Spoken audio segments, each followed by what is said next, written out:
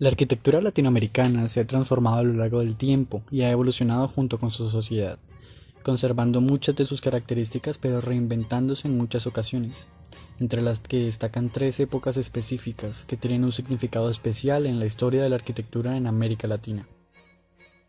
Como su nombre lo indica, durante la época colonial, el territorio estaba organizado por colonias bajo una economía de subsistencia, donde cada individuo o familia produce lo que consume, y se generan excedentes, se venden bienes o intercambian mediante el trueque. Estas relaciones comerciales se desarrollaban en las plazas, espacios de tradición española, en torno a los cuales giraba la organización urbana colonial. Las edificaciones fueron levantadas por los españoles, tratando de adaptarse a las condiciones del lugar y a su fusión en un medio natural, social y económico diferente.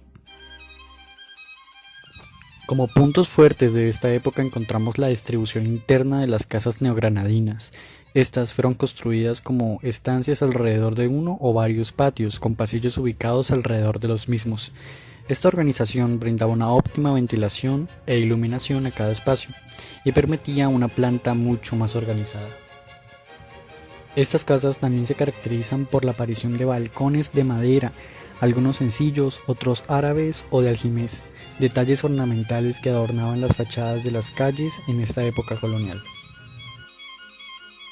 Sin embargo, en esta época se ven reflejados los principios renacentistas y posteriormente barrocos vigentes en España, con su lenguaje espacial de naves, capillas, bóvedas, cúpulas y campanarios, anteponiendo esa arquitectura a la preexistente, perdiéndose así en la historia gran parte de la arquitectura aborigen de la que no quedó registro.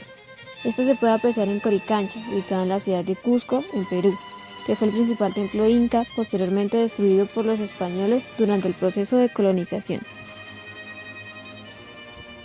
Este templo se conformaba por medio de un conjunto de edificios dedicados a diversas deidades, como el sol, conocido como Inti, la luna, conocida como Mamaquilla, el trueno, conocido como Illapa, las estrellas, el arco iris, y Viracocha, que era conocido como el creador. Pero especialmente una de estas deidades era el Puchao, o la luz del sol, que representaba el icono central de la Coricancha, que en el apogeo del imperio se convirtió en un símbolo de gobierno dominante. El frontis era un muro de fina cantería, decorado por una banda continua de oro puro de una palma de alto a 3 metros del suelo, y un techo de paja fina delicadamente cortada. La arquitectura estuvo en función del movimiento de los astros en el firmamento y su aparición sobre el horizonte. Sobre su estructura fue construido el convento de Santo Domingo, con las alteraciones arquitectónicas tradicionales de los españoles. Este monumento de 3 naves posee una gran cúpula y una sillería labrada en cedro para el coro. Sus muros están acicalados con azulejos sevillanos. Tiene una portada de estilo manierista que fue construida en el primer tercio del siglo XVII. Presenta columnas corintias pareadas y apoyadas sobre pedestales con 2 filas de hornacinas entre ellas. Las columnas flanquean el gran vano de acceso cubierto por un arco dovelado, complementado con un portón de madera de estilo mudéjar. El patio está rodeado por arquerías de estilo renacentista y en su centro se aprecia un pequeño jardín con una fuente de piedra inca.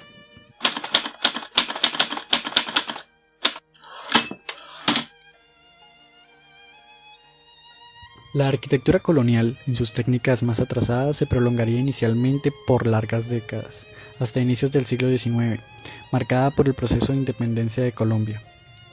Carlos II promulgó las leyes de los reinos de Indias en 1680, lo que significaría el inicio de la época republicana en América Latina. Como punto a favor, destaca el uso de estas leyes para planificar ciudades más organizadas, conformadas por manzanas cuadradas, organizadas en una cuadrícula cuyo centro era la Plaza Mayor, sobre la cual se construyeron el templo católico y demás edificios del poder religioso y civil. Las casas se ubicaban sobre la plaza o en las manzanas adyacentes, alejándose de la plaza según descendieran en rango e importancia. A mediados del siglo se habían perdido las tradiciones constructivas y artísticas de finales de la colonia, y es necesario reiniciar este proceso educativo con arquitectos traídos del exterior, llegando así el estilo neoclásico, siendo esta la razón por la que las obras arquitectónicas representativas de aquella época fueron en su mayoría realizadas por extranjeros. Las antiguas casonas coloniales fueron remodeladas, se modificaron las fachadas con columnas y frisos clásicos, se cambiaron balaustradas por celosías de madera o cemento, se instalaron cielos rasos ornamentales de yeso o latón, entre otros cambios decorativos. Asimismo, estas casas se adaptaron a necesidades funcionales como la luz eléctrica. En cuanto a la casa del nuevo estilo republicano, el modelo más utilizado fue el de la villa aislada, diseñada según los modelos europeos y norteamericanos. Estas villas se diseñaron en lotes de mayor tamaño con respecto a las casas coloniales, en concordancia con las vías más amplias dentro de los nuevos barrios. Esta casa aislada, que podía tener 1 o 2 pisos, se ubicó generalmente al centro del lote. Lo importante era contar con grandes espacios de aislamiento entre los vecinos, para generar microclimas y airear mejor en épocas de calor. Las casas tuvieron terrazas exteriores y generalmente estaban bordeadas de columnatas y pasillos. El acceso fue predominantemente central. La vivienda se hallaba usualmente en torno a un patio que, a manera de claustro, repartía a las demás dependencias. Las casas de un solo nivel en su mayoría presentaron un hall, un vestíbulo o saleta, que precedía a una sala principal. En las crujías laterales se desarrollaban las recámaras y en la del fondo se ubicaron regularmente el comedor y la cocina. En algunos casos, las habitaciones al lado del vestíbulo de acceso fueron utilizadas como salas o bibliotecas. Es interesante encontrar que, a pesar del tamaño y el refinamiento de estas viviendas, inicialmente solo se contaba con un baño para toda la familia, lo cual fue una gran innovación para la época. El Capitolio Nacional se convertía en la obra arquitectónica más importante del siglo. Por su valor para la nueva república, incluso hoy en día es un icono nacional junto con la Plaza de Bolívar, que conforma un espacio de expresión y reunión para el pueblo colombiano.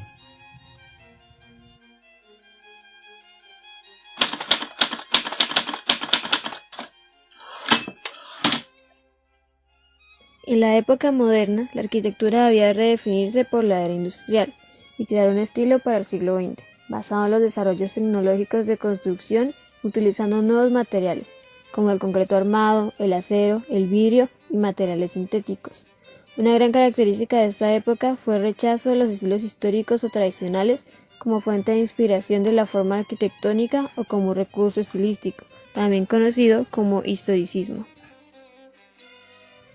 La estética resulta propia de la finalidad expresiva del edificio, de los materiales empleados y de sus propias características.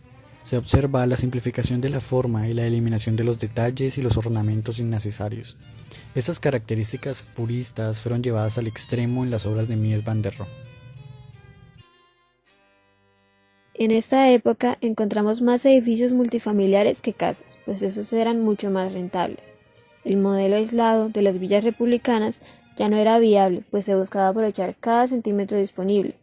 Como ejemplo tenemos el edificio urbano Banco Cafetero, en Cali, Colombia. Este edificio, de cuerpo bajo o plataforma, resuelve la relación con las edificaciones de baja altura preexistentes, y la torre permite el crecimiento en la altura.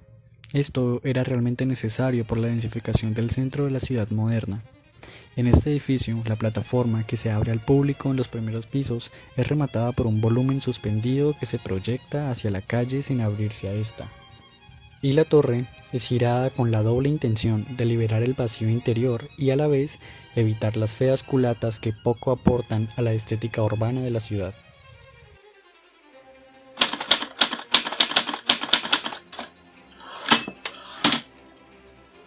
América Latina y el resto del mundo deben apostar por una arquitectura sostenible y bioclimática. El cambio climático debe ser el centro en torno al cual gira el progreso. Específicamente en América Latina es sumamente necesario desarrollar arquitectura inclusiva, que permita a la gente acoplarse a la ciudad y formar parte de ella, que no sea excluyente. Esta discriminación es precisamente lo que lleva a la autoconstrucción y desorganización de las ciudades, siendo esta una gran debilidad de América Latina. Como población latinoamericana estamos en un proceso de cambio, pues la pandemia nos ha llevado a tomar medidas de aislamiento, pero también sacó a la luz fallas en los espacios que estamos creando como arquitectos, como la ventilación e iluminación natural, terrazas y zonas verdes dentro de edificios que permitan respirar a los usuarios, e incluso puntos de desinfección que ahora son sumamente necesarios. La pandemia no irá a ningún lado, el mundo se está adaptando a ella y la arquitectura también.